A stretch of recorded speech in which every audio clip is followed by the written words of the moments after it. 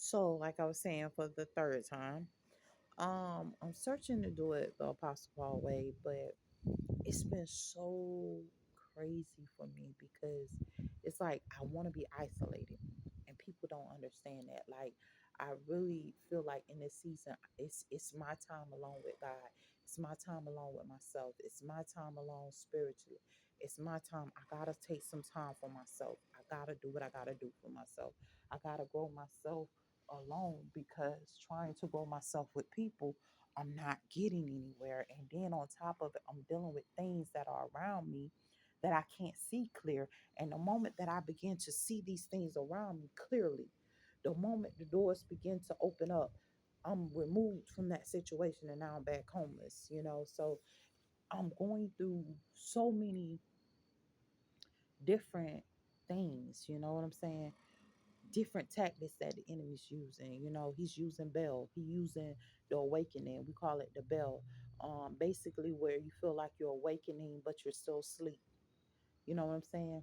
That's a trap for the enemy. You know what I'm saying?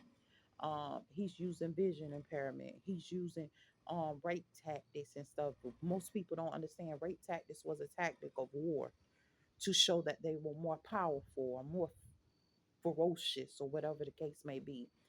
The enemy has used every tactic possible. And I find myself not being able to defend myself. You got to understand, how can you fight somebody and you're blind? How can you know who your enemies really are when you can't see them? How can you sit up and address issues when you're not in a situation to address enemies? So at this point, I'm at the stage where I say to myself, I say, well, this is my growth period. A lot of people don't understand what that means. This is the isolation period where you find yourself at this crossroad and you say, okay, I decided to serve God, and I decided to live for God.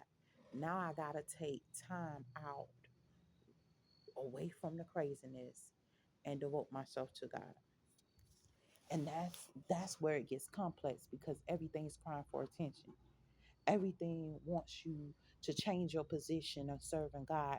And then you begin to start to see the demons. And when I say see the demons, we talking about man that refused to live right. We talking about man that refused to serve God. We talking about man that refused to sit up there and do the right thing. I mean, every thought that is in this man's mind is evil from the waking up that morning to the going to sleep that night. They plot constantly against the righteous souls or the people, period.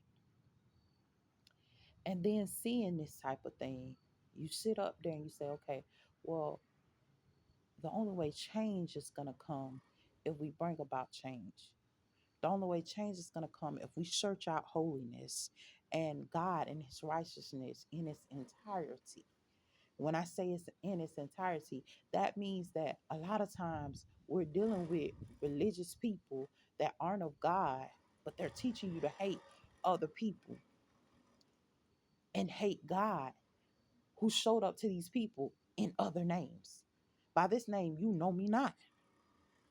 You didn't know me by Allah, but I was Allah to these people. I came to these people and I rescued these people and I showed up as God and delivered these people. But by this name, you knew me not. And a lot of people aren't able to register that. A lot of times we're sitting up here and we're getting angry and stuff like that. And we're forgetting that there was more people on the battlefield. There was more people on the battlefield listening to certain prophets. And she said, I started to read up on prophets and saints and religious people. You know what I'm saying? That starts talking about the Catholic Church. Okay, who are these virgins that they're talking about? Who are these holy virgins that they're talking about?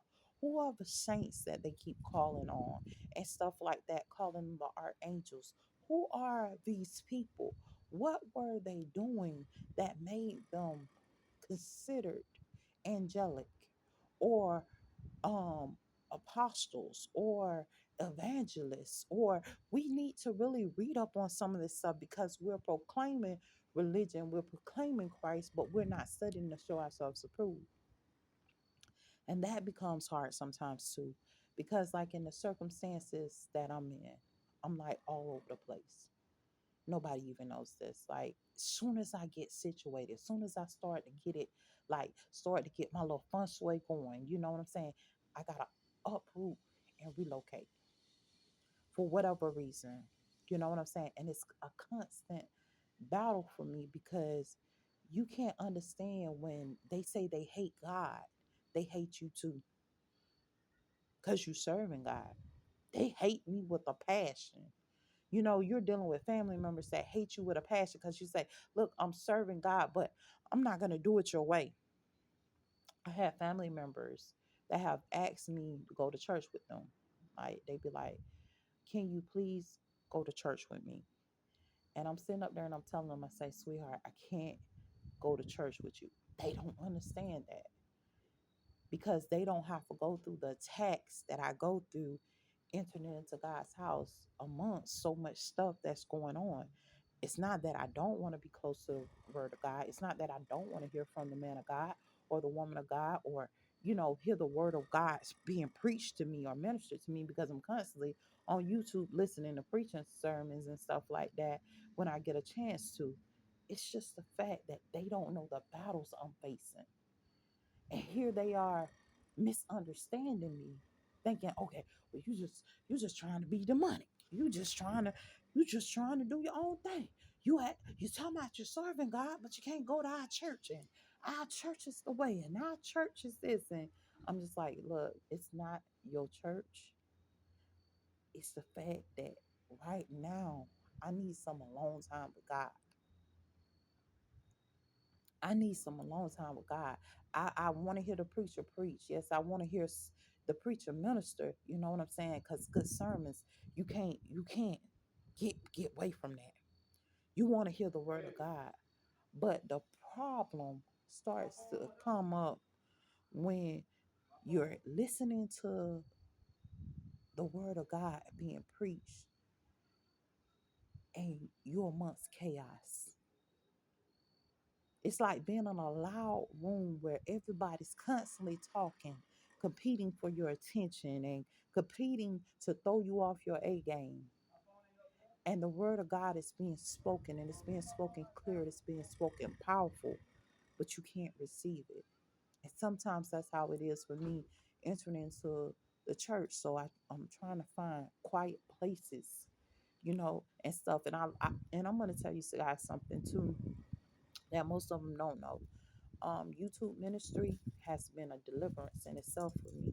You know what I'm saying? Just to be able to go on there and just hear somebody preaching, hear somebody ministering stuff. And I don't believe that a lot of people understand that when you're trying to force something down somebody's throat and you're trying to do little spiteful stuff to force them and suffer them to do stuff, like they say, suffer the little children, come unto me. You think that's what you're doing, but what you're doing is you're pushing the child away. You're making them say, I don't want to have nothing to do with that. That's not of God. And you don't know it. So a lot of times I sit there and I just don't say anything and I just hold my tongue and hold my peace, because to be totally honest, I'm not in a situation where I can really speak on anything with as much trouble that I already have going on in my life. I don't need no additional warfares added. You know, I don't need no additional drama added. I'm just like, please just miss me with the drama. Just please get the drama out of my life because I'm going through so much chaos.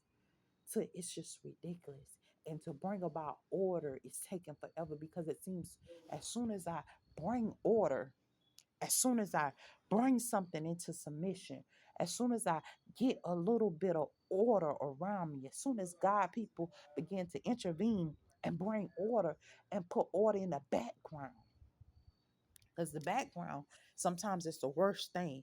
But when they bring the background into submission, here I am moved somewhere else where now the chaos is resumed. And now I gotta wait it out again for God's people to do what they got to do in the background, which sometimes may be tiresome because you get sick and tired of fighting sometimes. And a lot of people don't understand that. I'm at this point where I'm tired. I'm just sick and I'm tired. I'm like, okay, why keep trying? These people, I just want them from around me. Why keep trying? Because you keep fighting. And it's like the more you fighting, the more you cleaning it up, and you know you're doing the right thing, you just like let them die. I don't know if Jesus ever felt like that. I don't know if God ever felt like that. That's how I feel sometimes. That's how I feel sometimes because we always hear these stories about by my stripes may ye be healed and stuff like that.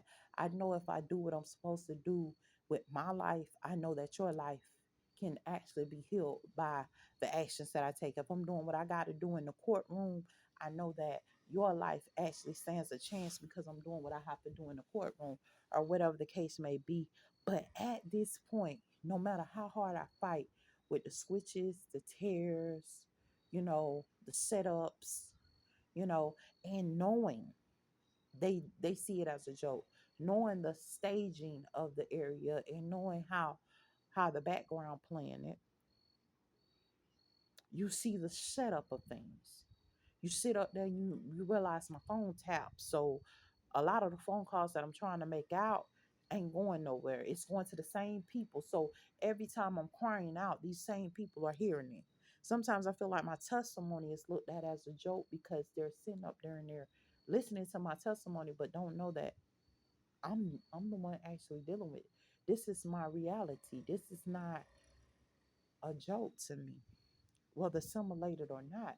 This is not a joke. I don't take it as a laughing matter. In fact, if I was asked tomorrow, as far as when it comes to the person that has been raping me, I don't care who it is, baby daddy, cousin, mama, sister, brother, child, whatever.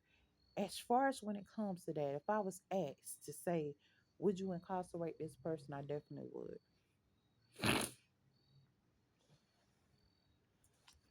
with no shadow of a doubt. And I feel like some of them feel that it's okay to hide behind demonic activity. And when we talk about demonic activity, we're talking about the enslavement and the puppeteering of the masses. Some of them ain't puppeteered out, they're just hiding behind that. Some of them actually intentionally doing harm to people and hiding behind, okay, well, look, since you, since I know I'm enslaved, since I know I'm puppeteered, oh, I'm going all out. So you gotta really know what you're dealing with when you're dealing with these people because we're dealing with evil spirits, we're dealing with ungodly spirits, we're dealing with things that want us dead. And nobody's talking about this stuff. Like it's like I'm seeing this like I am legend type setup, and a lot of people didn't know. I am legend wasn't talking about cancer, it was talking about demonic activity. This man was left in a city with people who was demonic. The whole city went demonic, and they trying to tear the house apart and everything. I mean, they actually went demonic, and I started like looking at it, and I have memories of some of that stuff. Like I'm like, wow, this is crazy because my memory when I sat up there and I started listening to it, and definitely get the book. Please get the book of I Am Legend because a lot of times we're sitting up there, we're caught up in what we see on TV and the movie part of it, and it's saying it's a disease or whatever. And I remember the conversation about the disease itself, and they said the only cure for it is God. The only cure for demonic activity is the word of God. Nobody heard that before. And here I am in my life, and God sent up here. God has to stay motivating me. I have to stay motivated. I have to stay in the word of God, like stay reading the word of God to stay motivated and stay focused because I'm dealing with so many demonic things around me. And these demonic things around me, they feel it's okay to harm me. They feel it's okay to touch me. They feel it's okay to stop my money. You get what I'm saying? So they're trying to destroy me spiritually by stopping my finances, stopping my growth, stopping my ability to have, stopping my way of thought process. Like if I want to go do something, they want to beat me to the punch. Financially, I don't have it. You know what I'm saying?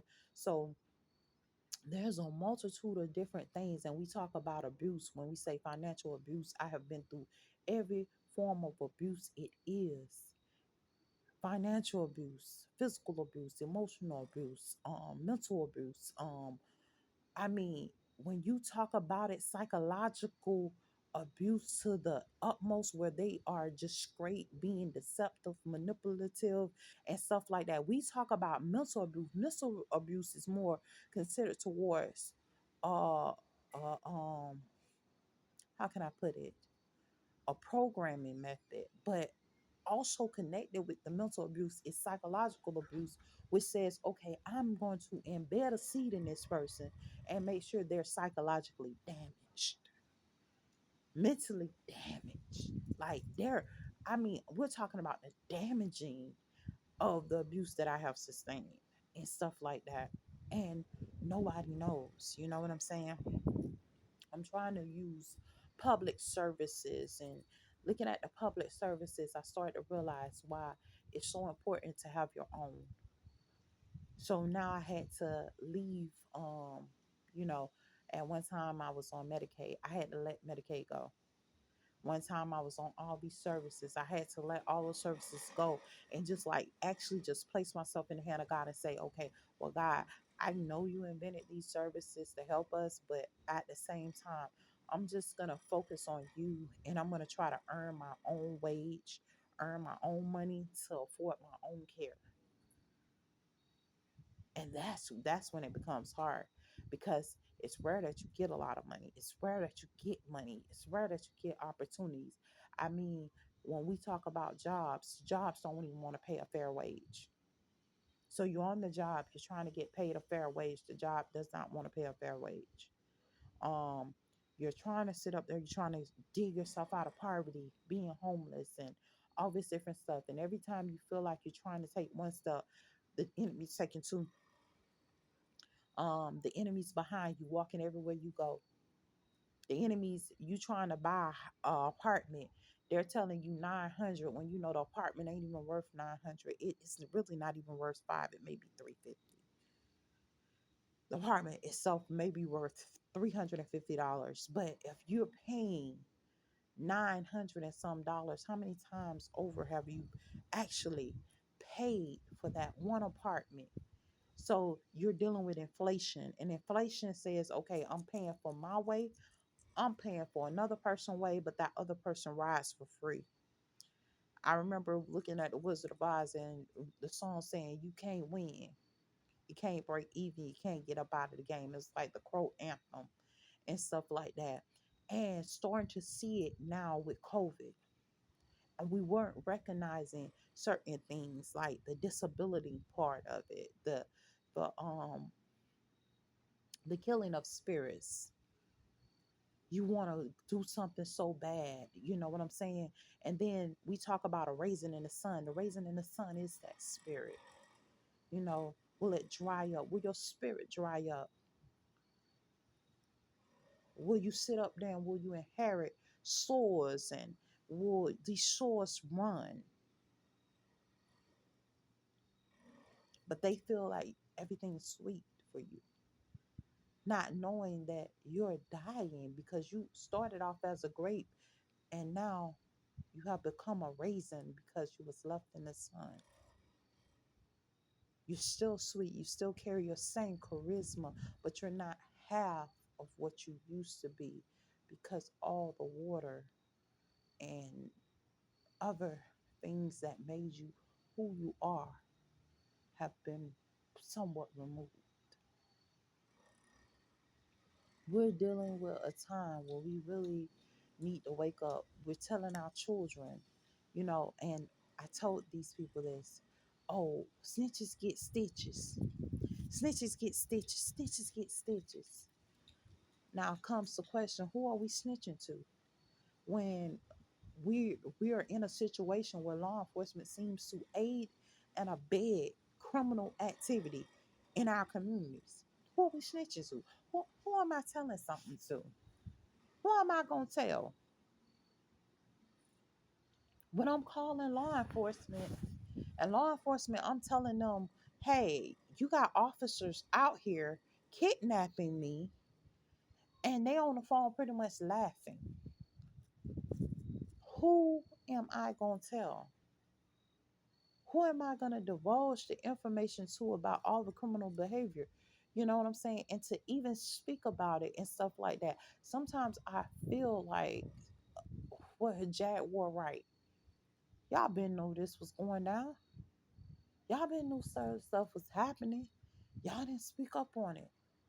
Now this is the craziest part. I don't even know if Jaguar Wright's story is true or not true, or whatever. All I can say is, hey, I'm going through some of the same similar situations that was talked about, and seeing that nobody cares about it, nobody's trying to do anything about it and stuff. And then we cry about the corruption, but think about how it's added to. And I pride myself on being a lenient person, but then I had to realize that my leniency leads to deviance. So now it really makes me want to tighten up even more, tighten up the realms and tighten up even more. But in my situation, I'm like, okay, I need to thread light too. I can't be too hard because I don't know the whole story. You know what I'm saying? And then the enemy's coming in different disguises, masquerade up, looking like something different. I'm starting to feel like the enemy coming at me too. Cause every time I turn around, I got a new enemy. So I'm starting to ask the question, hey, with all these enemies, somebody got to be pretending to be me because I know I didn't make this type of drama, especially with me being always taught to use kind words and be sweet to everybody you meet, try to resolve issues, don't let them get too far out of hand, and stuff like that, because things that go far out of hands can get out of control real quick. You know, all this that I'm doing, it just seems like no matter how much good I do, seem like it's in vain. But then I gotta realize, okay, what situation am I placed in? I'm in a matrix situation. I'm in a matriarch situation. I'm in a situation where these people feel like, hey, we're getting over. We're doing whatever. You know what I'm saying? We don't care. We casting judgment, and we don't care if we give them the proper judgment or not. Because when you have a person say, I know this person didn't do anything wrong, but we doing them like this anyway, and you hearing the voices of the enemy say this, I know this person didn't do nothing wrong, but we dogging them out anyway. I know this person didn't do anything wrong, but we mistreating them anyway. I know this person didn't do anything wrong, but this how we doing people anyway. You really have to be careful because a lot of people think you're just joking about these situations. A lot of people think we're just joking about them trying to enslave our people. A lot of people think we're just joking about, hey, this thing has gotten way out of control. And I realize no one person can fix it, although, hey, I can work at it. But no one person can fix all this mess that took place because no one person could have done all this alone. Honestly, no one person could have done it alone. I don't believe if I came back as Jesus and I'm like, I had all the ability Jesus had, like I could just hold out your hand and your hand no longer withered and stuff like that. I still don't believe I could fix all the issues that I see in today's time. Honestly, if I was Jesus himself, that's how I know Jesus had to been well equipped with a lot of knowledge because I don't feel that I could do it. Honestly, I'm trying. I'm trying to live right. I'm trying to serve God. I'm trying to minister the word of God. But honestly, with everything that's going on, with everything I see, with all the hatred, like, I mean, I'm hated for just trying to do what I need to do to protect myself. A lot of people don't understand that. You can't tell a person, look, hey, I got to protect myself. I don't feel comfortable. You know what I'm saying? These people believe in forcing you. You can tell a person, I don't feel comfortable. They try to force you.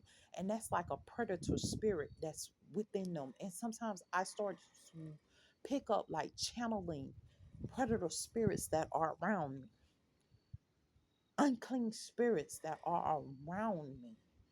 Like stuff that's around me, man, it's the foul. It makes me sick. It's the foul. And to sit up there and fight against that and realizing this is some of the same stuff that took me over as a child, some of the same predatorial spirits that took me over as a child. Because growing up as a child, I was more of a defender, but there was times when I was used by the enemy. And having to understand how is the enemy able to use me when I'm a child of God. And you have to understand that they were infiltrated. So the sons of God ain't even doing what they supposed to do.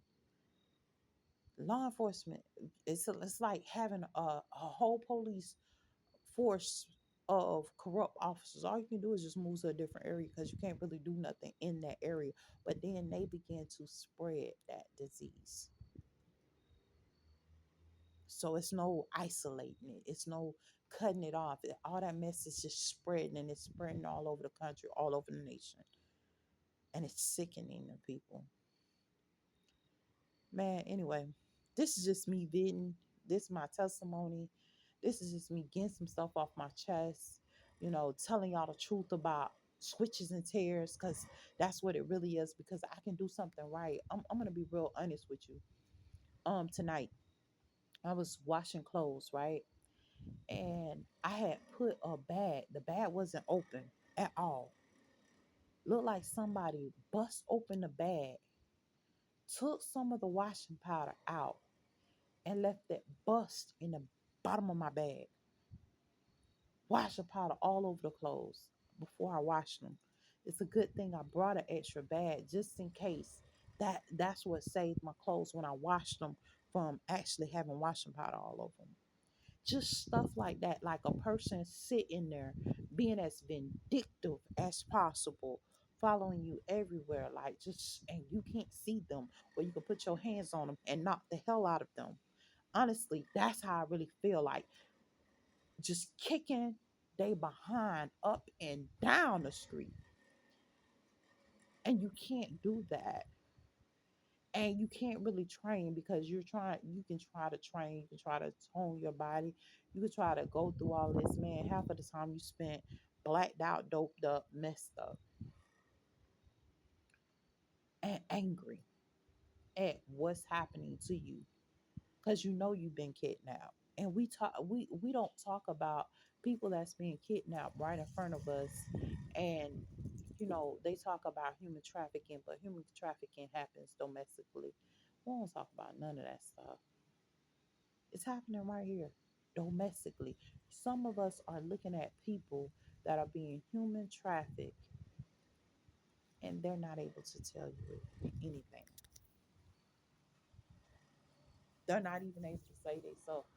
And I've been in that point where I wasn't able to save myself. It's just now that I'm able to actually make reports and make my YouTubes and say something about how I really feel about it. I mean, some of this stuff y'all might not believe me, so some of it I be recording some of it just to put it on my YouTube so y'all know I ain't lying. Like, I still got to get the court tapes for y'all and like upload them. Y'all probably think a person's lying. I gotta put this stuff out there so y'all know I'm not lying. It's crazy out here. Anyway, stay blessed. Stay reading the word of God. Remember, God is secure. I don't care how bad this disease get. Holiness is secure. Stay up.